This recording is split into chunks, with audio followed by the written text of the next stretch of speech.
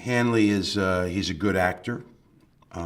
He is a man that's had over 30 years of experience in the agency and has worked with the best and seen the worst, and is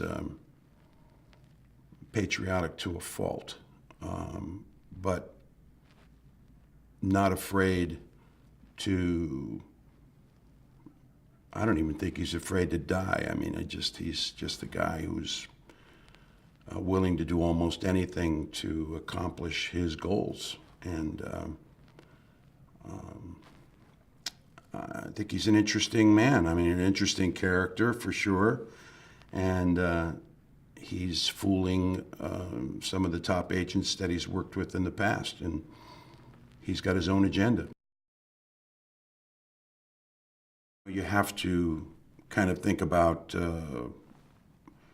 how old was he during World War II? How old was he during the Depression? How old was he when major events in the world happened, and how society was changing when he was growing up? I mean, for Hanley, I mean, you know, it's pretty obvious, and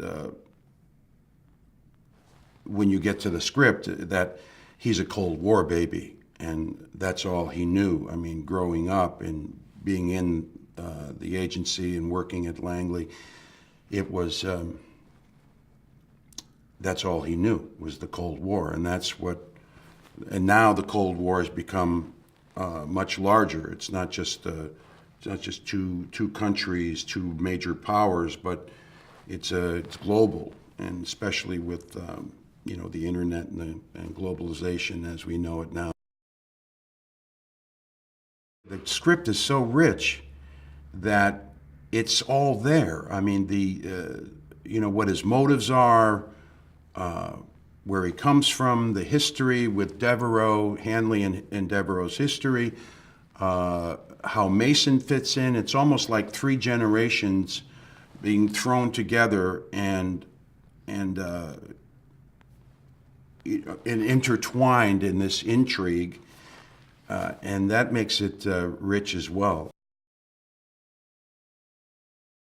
I hope this creates a new surge of interest in Granger's books, because they're really well written, and they're very entertaining, and I think they're pretty precise to what the real world is kind of like, you know, but with an element of fun and danger and, you know, intrigue and suspense, and I think that they've captured that in this script quite well. It's really good.